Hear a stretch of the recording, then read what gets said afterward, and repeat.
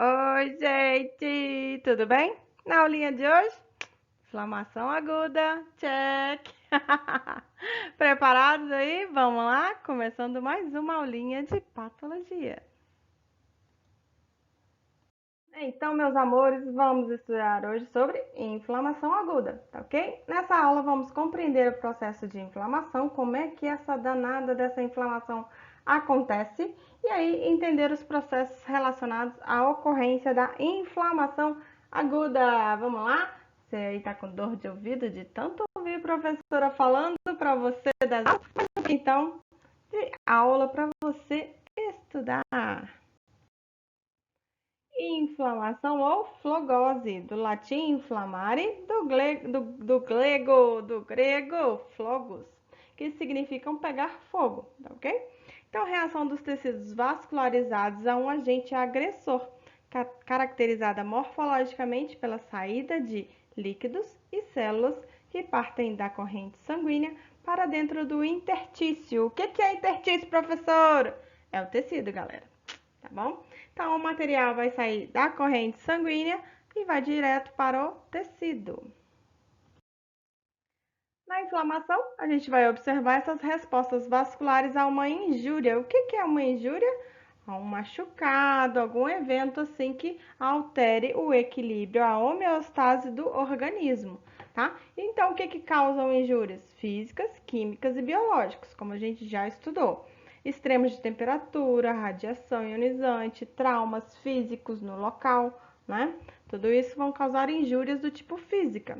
Injúrias químicas, substâncias, venenos, esse material químico em contato com a pele, por exemplo.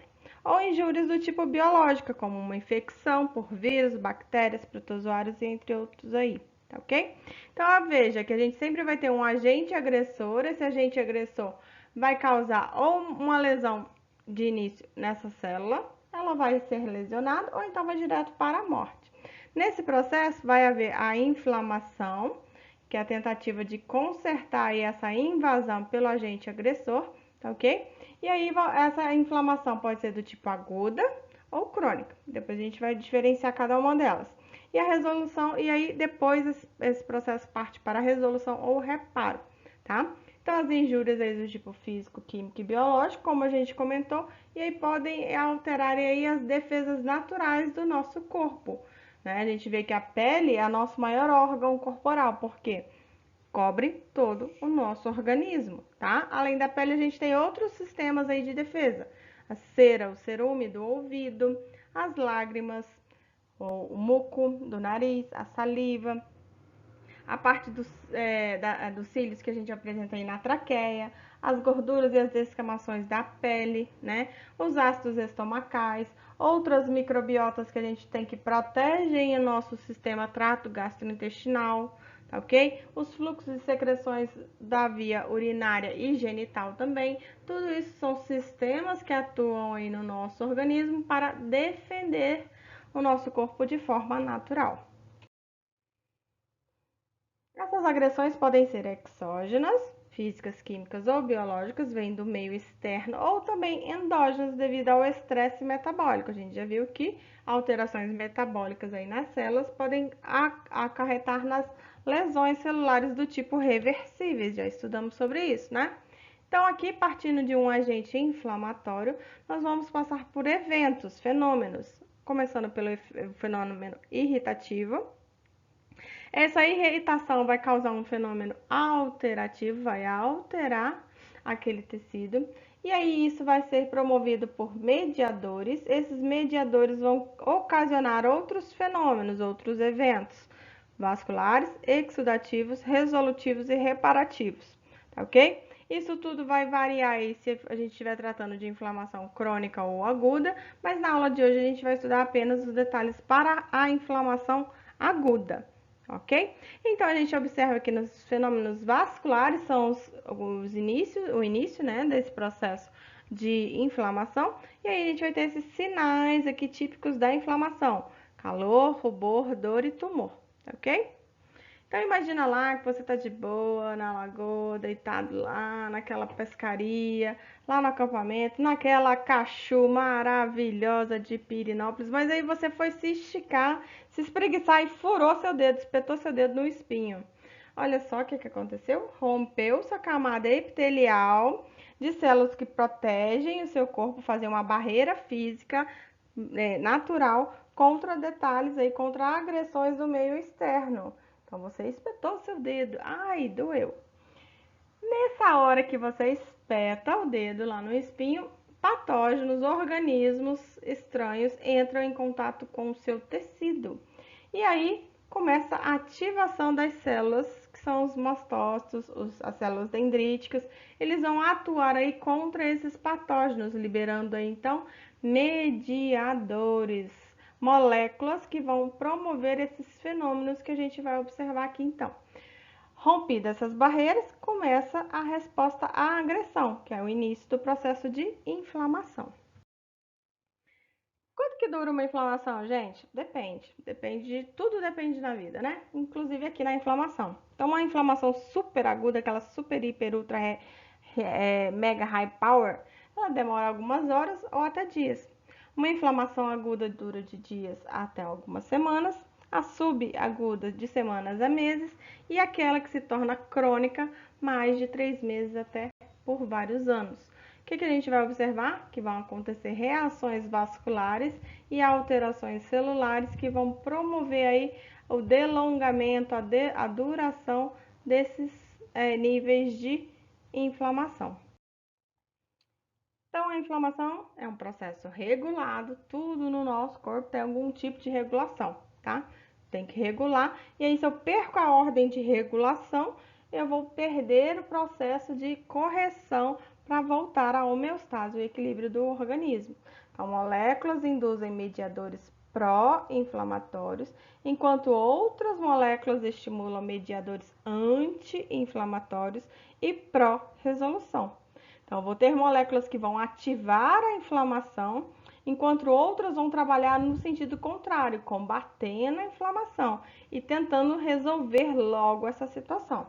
Então, esses efeitos lesivos dos processos inflamatórios vão depender desse balanço entre o pró e o anti, entre o quem está acometendo, causando a inflamação e quem está tentando defender da inflamação.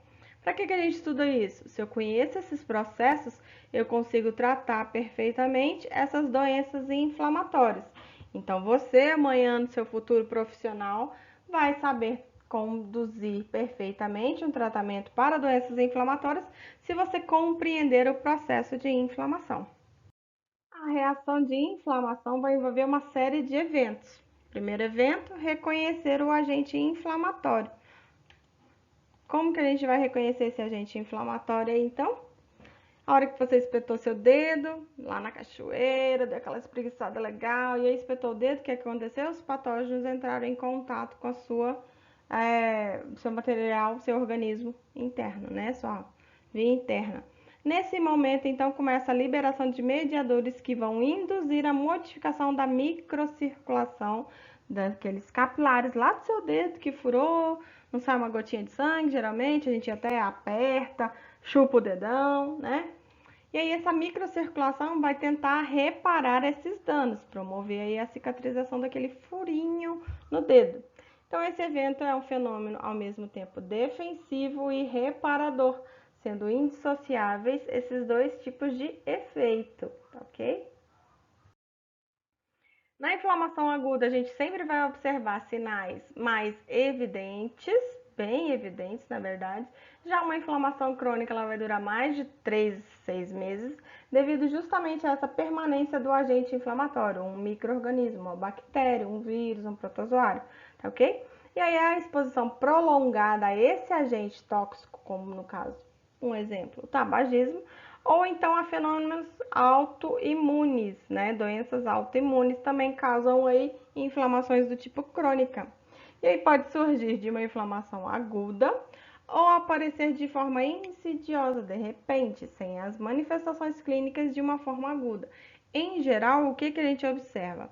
A inflamação começa aguda e depois ela se torna crônica. No entanto, algumas são diretamente ocasionadas como crônica. Nessa tabelinha, nós temos as diferenciações aqui entre uma inflamação do tipo aguda e uma crônica. Em relação ao agente causal, as células que estão envolvidas em cada um desses eventos, os mediadores, né, as moléculas que a gente vai observar aí na ativação dos eventos, dos fenômenos, como que inicia a aguda é sempre imediata, a crônica sempre tardia. A aguda sempre dura pouco e a crônica meses até anos. E a evolução geralmente da inflamação do tipo aguda gera a cicatrização com a restituição do tecido, formando ou um abscesso, ou ela pode ser direcionada para a cronificação. E aí na crônica geralmente ocorre a destruição do tecido e também a fibrose daquele lugar. Vamos estudar então inflamação aguda. Característica principal: curta duração, dura pouco, tá? A gente vai observar nesses tipos de inflamação a exsudação, a liberação de fluido e proteínas do plasma sanguíneo para o interstício tissular, para o tecido. E aí a gente vai ver a imigração de leucócitos dos vasos para dentro do tecido também.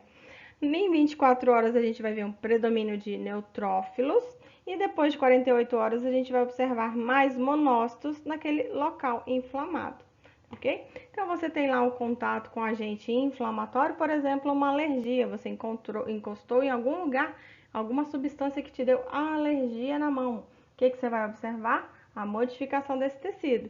Então essa inflamação vai ser desencadeada nos tecidos vascularizados sempre que ocorre um tipo de dano celular. E ela está intimamente associada com o processo de reparo tecidual, tá ok?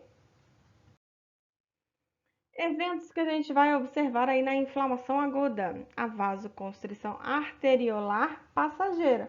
Você furou o dedo, entrou os patógenos, a sua via de defesa começou a reconhecer os mastócitos reconhecem esses patógenos e vão lá tentar defender esse lugar. Então, a primeira coisa, ó, os vasos sanguíneos vão fazer uma vasoconstrição aqui para esse local. Depois, logo em seguida, vai acontecer uma vasodilatação associada com esse aumento da velocidade do fluxo sanguíneo regional. Veja que aqui ó, ficou bem vermelho o material aqui desse tecido, né? Justamente pela vasodilatação, maior irrigação sanguínea para esse local. Se eu aumento o fluxo sanguíneo dos vasos nesse local, o que vai acontecer em conjunto a isso? Vai aumentar a permeabilidade dos vasos, né? Reduzindo então a velocidade desse fluxo sanguíneo, e isso vai favorecer o que? A exsudação, passar o material de dentro do vaso para o interstício. E a estase, o que é estase? A parada ou a diminuição quase que total do fluxo sanguíneo, promovendo o que? Edema, inchaço do tecido e a redução acentuada ou a parada quase que total do fluxo sanguíneo neste local acometido pelo evento aí, no caso de espetar o dedo, tá ok? Além disso, a gente vai observar o que? Aqui é o vaso sanguíneo, tá vendo? Começa aí a marginação de leucócitos dentro do endotélio. O endotélio é a parede do vaso sanguíneo. Então, a gente observa que esses leucócitos são as células brancas de defesa do nosso sangue. Elas vão para a margem do vaso e elas vão começar a fazer um processo de diapedese, sair de dentro do vaso e ir para o tecido, para o interstício, tá ok? Então, a gente observa isso principalmente entre as veias, as vênulas, as pequenas veiazinhas. Então, você espetou o seu dedo, perfurou o epitélio, perfurou a lâmina basal, né? Depois perfurou também o tecido conjuntivo. O tecido epitelial, ele não é vascularizado, o tecido conjuntivo é vascularizado. Nesse tecido em contato com os vasos, vai haver a promoção aqui, a liberação dos mediadores químicos, na tentativa aí de defender esse tecido que foi lesionado. Então, as células de defesa vão partir para cá e elas começam a sair de dentro dos vasos e fazer a diapedese, passagem pelas paredes dos vasos sanguíneos entre as células endoteliais para dentro do tecido. Com isso, promove o edema, o inchaço, a vermelhidão, porque aumenta a vasodilatação e o aumento desses vasos aqui, né, a vasodilatação, e a marginalização e migração dessas células para dentro aqui do tecido. Então, nesse evento todo da inflamação, a gente vai observar as células mais características nesse processo. São os neutrófilos, as células dendríticas, os mastócitos, as células NK ou natural killer, tá? E também os macrófagos. Cada uma dessas células vai ter sua função específica aí dentro desse evento do processo de inflamação aguda. Quando a gente fala da inflamação, há 5 características principais para a gente reconhecer aí esse processo. Primeiro acontece o calor, depois o rubor, de ficar vermelhinho, o inchaço, o edema daquele local, depois o processo de dor e aí acomete a função de perder a função daquele lugar, tá? Então esses são chamados de 5 sinais clássicos ou cardinais para a gente reconhecer aí uma inflamação do tipo aguda.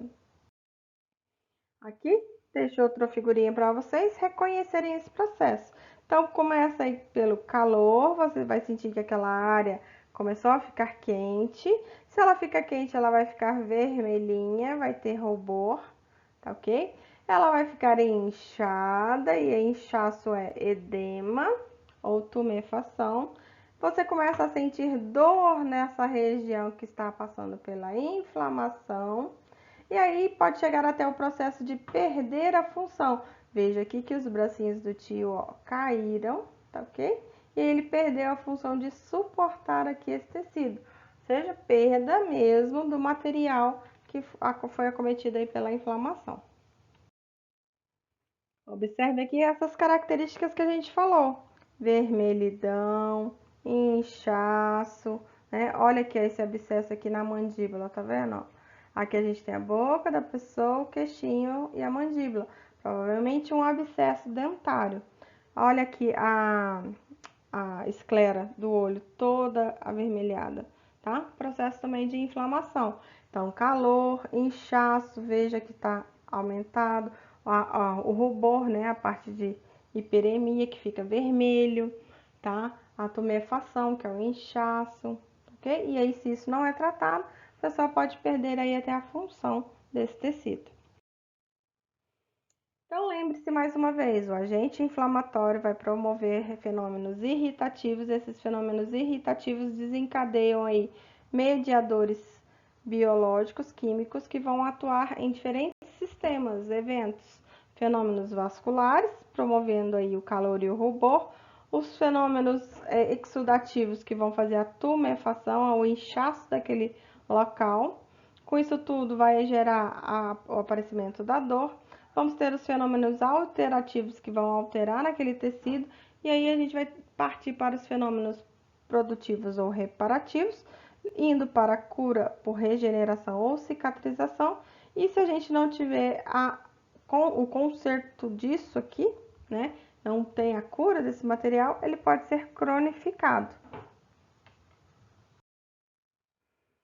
Aqui, de forma mais explicada, para que vocês compreendam, o fenômeno irritativo é o conjunto de modificações provocadas pelo agente inflamatório, resultando na liberação dos mediadores químicos e irritabilidade da matéria viva. Aquele tecido orgânico vai estar irritado devido à liberação dessas moléculas químicas. A partir daí, vamos observar fenômenos vasculares, que são as modificações hemodinâmicas da microcirculação daquele lugar, devido ao efeito dos mediadores químicos liberados nesse local pelos fenômenos irritativos. A partir de então, os fenômenos exudativos, a liberação de material do sangue, plasma e células, proteínas e outras células, do leito vascular de dentro do vaso sanguíneo para o interstício, para o tecido.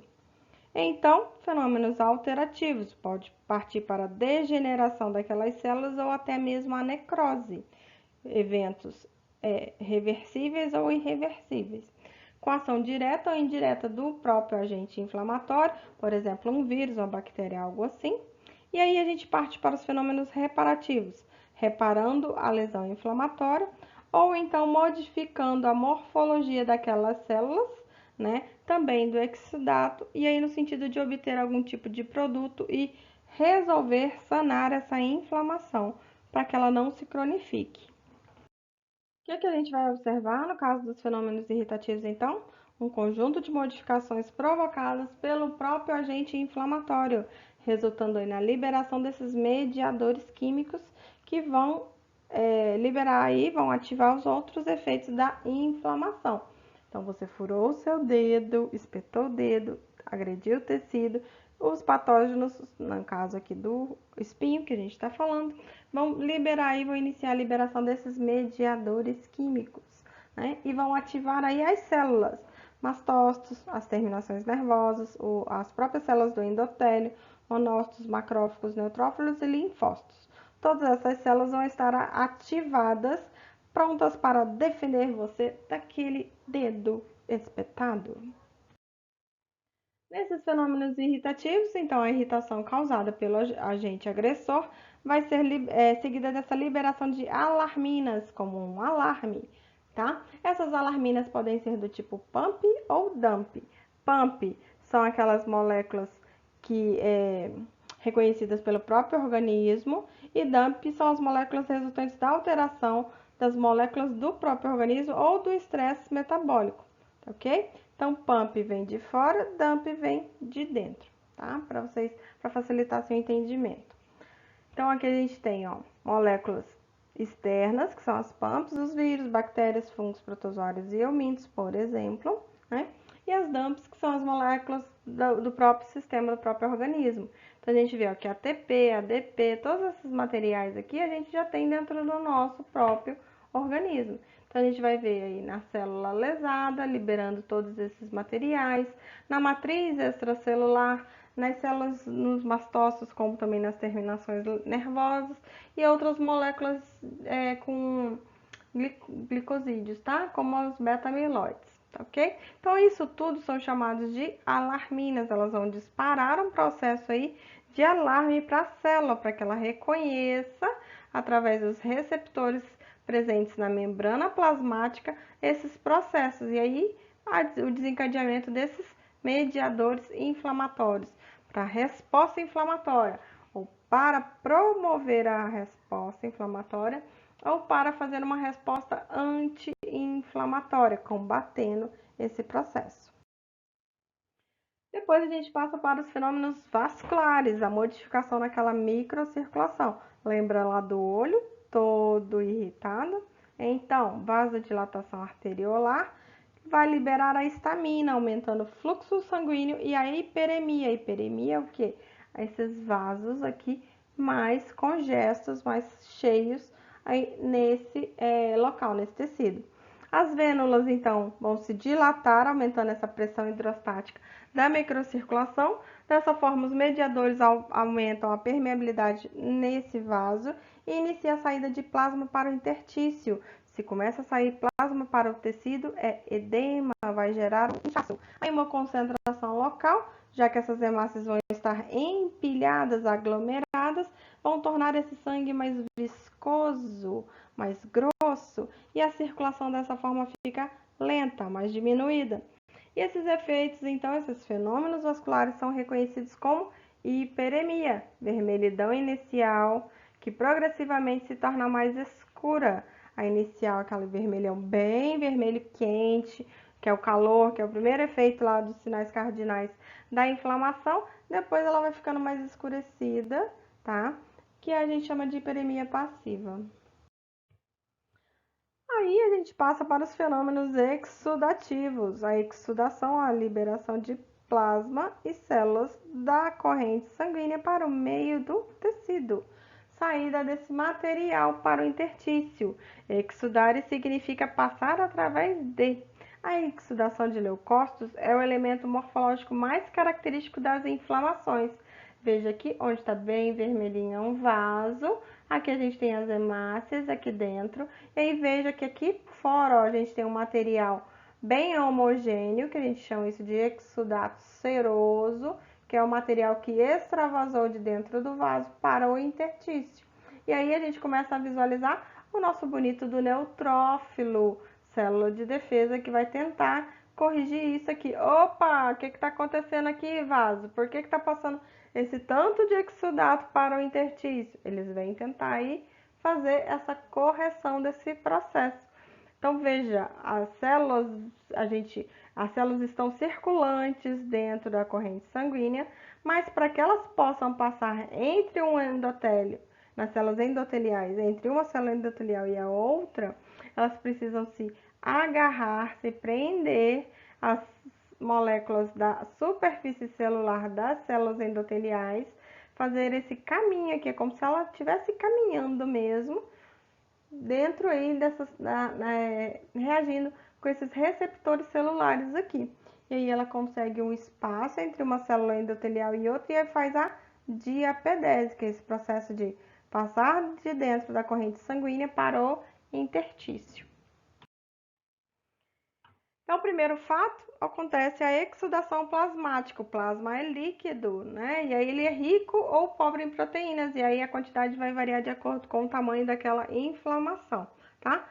Esse material líquido vai passar facilmente aqui pelos espaços endoteliais, entre uma célula endotelial e a outra, tá ok? E aí a segunda parte é a exudação das células. Primeira coisa, essa célula tem que se aproximar aqui das células endoteliais. E isso acontece através dos receptores de membrana que cada célula possui. É específica, veja aqui, para fazer o encaixe perfeito com a comunicação com a outra célula. É assim que uma célula conversa com a outra, tá ok? Então, elas se reconhecem aqui e fazem esse caminho de passagem aqui por dentro dos espaços endoteliais, ok? Então, aqui a gente consegue visualizar, ó, células nas pontas das setas, tá? Marginalizando, olha essa daqui, ó, já tá bem próxima à célula endotelial. Aqui ela já tá passando entre uma célula endotelial e outra. E aqui também ela vai começar o processo de passagem na diapedese, tá bom? E aqui a gente consegue visualizar os neutrófilozinhos aqui, ó, já tentando fazer aí a comunicação e o reparo aí, a resolução desse evento de inflamação, tá? Então, primeira coisa, marginalização, ela reconhece os receptores de membrana, ela faz esse processo de rolagem, de andar aqui sobre as células endoteliais, encontra esse espaço endotelial aqui específico, e aí sim ela consegue, ó, fazer a diapedese, que é a passagem de dentro do vaso sanguíneo para o intertício. Lembrando que tudo isso vai ser controlado por outras moléculas, né, os receptores específicos, tá ok? Para reconhecer a célula específica que vai poder passar de dentro da corrente sanguínea para dentro do tecido. E aí aqui no tecido ela vai fazer então o papel dela, se é um macrófago, vai fagocitar os micróbios, os organismos aqui, e vai tentar se defender aqui, defender esse tecido e resolver essa inflamação. Ok, nos fenômenos exudativos vai acontecer a exudação de plasma e células, tá? Aqui é células, viu, galera? Recorre aí a tia Jalce que escreveu errado, não é celular, é células. Então, a gente vai observar exudatos diferenciados. A gente tem um seroso, fibrinoso, serosanguinolento, sanguinolento, um purulento e um seropurulento, tá ok? Na prática profissional, vocês vão trabalhar com essas imagens aqui, mais ou menos, tá? Vamos observar cada um deles? Na serosa, a gente vai ver um material rico em fluido e com poucas células. Esse material aqui, ó, mais homogêneo, tá ok? Que é praticamente composto aí por plasma sanguíneo. Então, ele é fino, tem uma coloração levemente âmbar, aguado, claro, rosado, tá? É esse que vai dar aí a origem, vai promover a formação de bolhas em queimaduras na pele e aquela primeira aguinha que sai no seu machucado quando você rala lá o joelho. Já no exudato do tipo fibrinoso, a gente vai ver muita fibrina, a proteína fibrina. E a gente observa isso muito nas cavidades corporais, como por exemplo na meningite, na pericardite, que é o saco pericárdico que recobre o coração, a meninge. As meninges são as camadas de tecido que recobrem o sistema nervoso, né? E a pleura, que é a camada membranosa que recobre aí o pulmão. Então, o exudato fibrinoso, ó, veja que a gente vai encontrar um tecido também mais homogêneo, porém com proteínas fibrina, tá? Então, é aquela massa de fibrina fina que vai formar placas esbranquiçadas. Epa, tia Jalça, desenrola essa língua. E aí, aqui, ó, a gente começa a ver a formação da primeira casquinha, aquela primeira camadinha de fibras para dar origem à casquinha do machucado depois. Inflamação exudativa do tipo fibrinosa, aqui que a gente vai observar pleurite, inflamação da pleura, tá? Aqui a gente tem, ó, a formação desse material fibroso sobre a pleura do pulmão. E aqui no coração, olha, veja esse material fibrinoso também acometendo aqui esse tecido. Ainda nas inflamações do tipo exudativas, a gente vai ver aquele exudato serohemorrágico ou serofibrino hemorrágico, né? Quando ocorre hemorragia, tá? Então, a gente vai ver, ó, bem fibrinoso, né? Com essas redes de fibrina. E aí vai ter essa formação aqui macroscópica que a gente consegue observar. E temos a serossanguinolenta, que aí é aquela feita, né, mais fininha, meio aguado, levemente vermelhado até rosa. É que vai dar origem depois a essa casquinha mais engrossada, mais grosseira, assim, falando no dedo. E ainda tem a sanguinolenta, aquela que vai ter um vermelho vivo brilhante, mas também aquosa, né? O exudato aqui liberado nesse tipo de ferimento. Nas exudações do tipo purulenta, ou também chamadas de supurativas, a gente observa a formação de pus causada pelas bactérias, que induzem grande exudação de fagócitos e também da fibrina.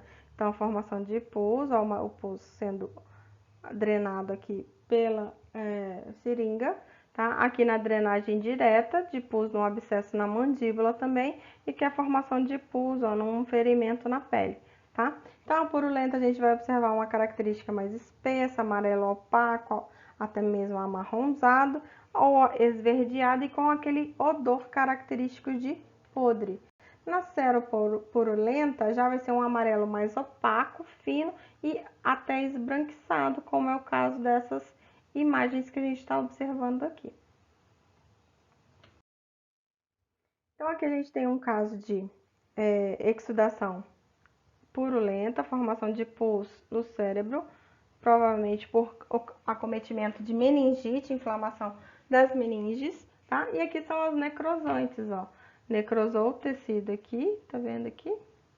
Por causa desse agente químico aqui, provavelmente esse material que foi colocado aqui nos dentes ocasionou a necrose desse tecido. E aqui, ó, vejam que necrosou esse material e aí formou-se essa depressão aqui dentro do tecido. Veja que o epitélio, ó, foi praticamente todo corroído, foi removido.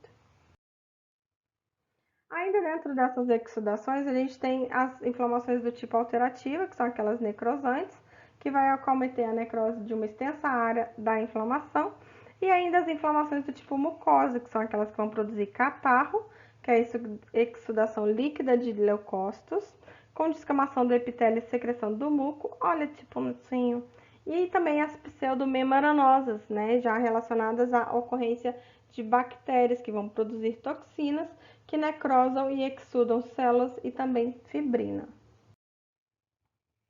Aí a gente passa para os fenômenos alterativos, incluindo lesões degenerativas e também as necróticas. Então, ela é causada por ação direta ou indireta do agente inflamatório. Por exemplo, uma agressão do esôfago por causa de soda cáustica, uma tentativa de suicídio, por exemplo, ou envenenamento, né? Degenerações, então, necroses e inflamações resultam desses produtos das células do exudato, aquela célula que foi exudada, que saiu do vaso sanguíneo e foi parar no tecido, ou então de tromboses nessa microcirculação, ou também dos eventos imunitários do próprio sistema de defesa.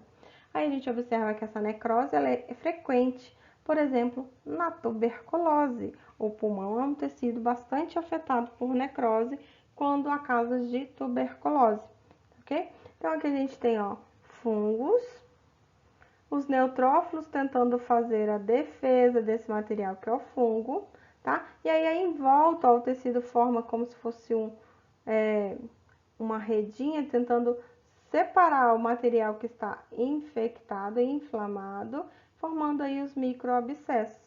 Já aqui a gente observa a formação de bactérias nessa região, né? Os neutrófilos agindo sobre esse material, as bactérias, e aí já um tecido aqui já necrosado, ó, já em processo de necrose, tá? Aqui é a mesma coisa, formação de um microabscesso, como se fosse uma rede, tentando separar o material que está inflamado, infeccionado, bactérias, e esses neutrófilos formam um agregado neutrofílico aqui para separar esse material. Indo já quase para o final dessa inflamação, vamos resolvê-la, então, os fenômenos resolutivos. Na evolução dessa inflamação, os mecanismos que estão combatendo a inflamação, anti-inflamatórios, vão neutralizar os efeitos dos fatores pró-inflamação, aqueles que estão causando a inflamação, e aí promovem a resolução desse processo.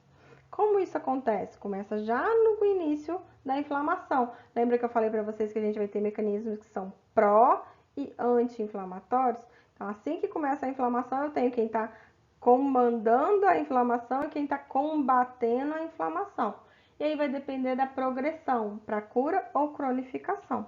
Então, inflamações agudas a gente viu que demora pouco, mais ou menos algumas semanas, e a eficácia desses processos de eliminação das causas e dos mecanismos de resolução vão depender aqui desses fenômenos de resolução.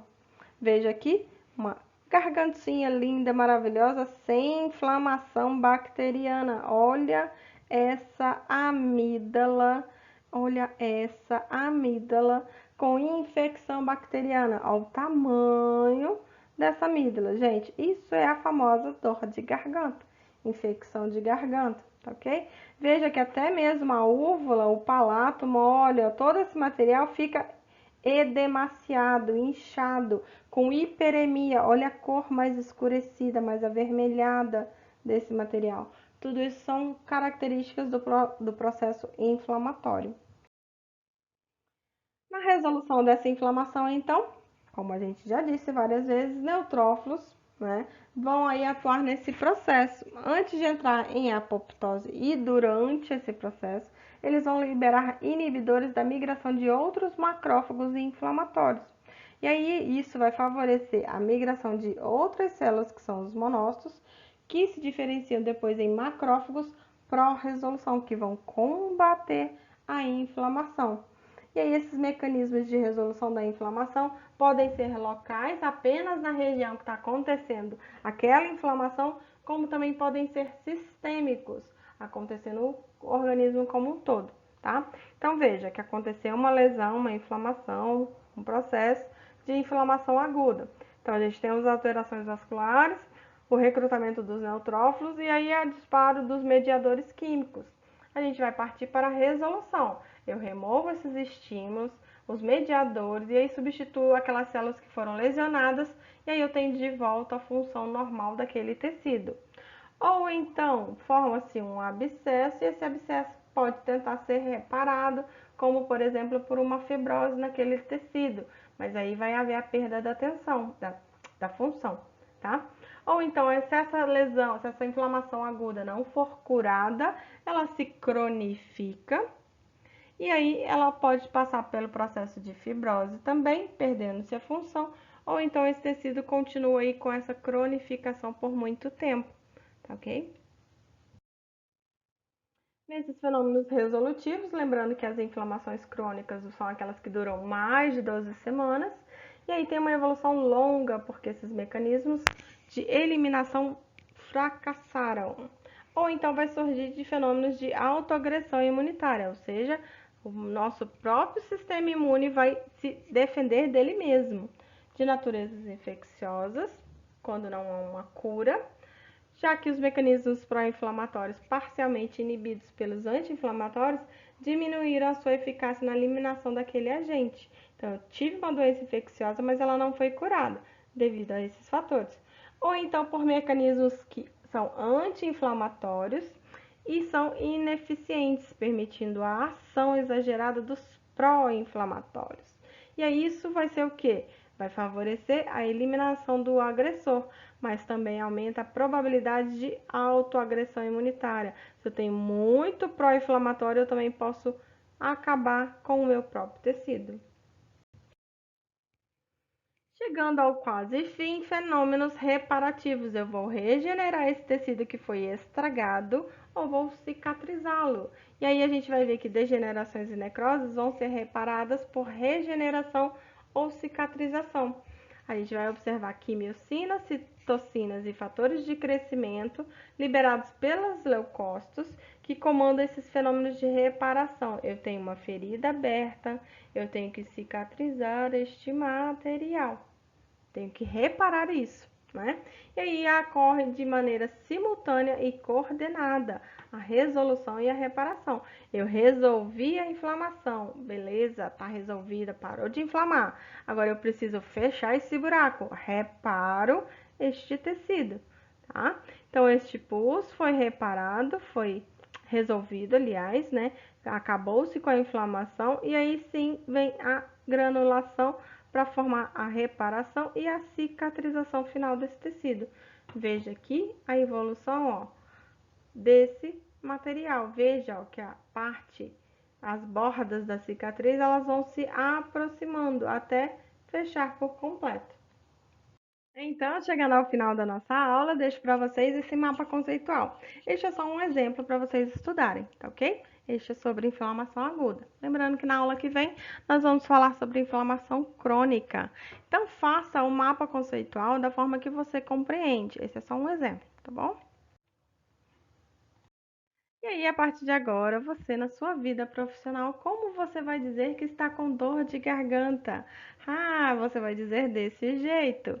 Os tecidos da minha garganta sofreram um processo inflamatório, resultando em liberação de mediadores álgicos secundários a uma infecção. É claro, você é profissional, você dá conta. Mas lembre-se, sua vida também é feita de memes, tá? Porque a gente precisa também relaxar e curtir um pouquinho da vida, né? Então, você vai passar vários memes tentando te atrapalhar, mas tente estudar. Lembre-se, você precisa estudar. E finalizando, deixo para vocês as nossas referências. Lembrando que professora Jaus, gosto muito do livro do Bogliolo e também do livro do Robbins, tá? Mas todos esses outros livros trazem todas as informações necessárias para a nossa aulinha de patologia. Lembre-se, uns têm dinheiro, outros têm beleza, mas eu tenho que estudar. Beijo, galera. Até a próxima aula.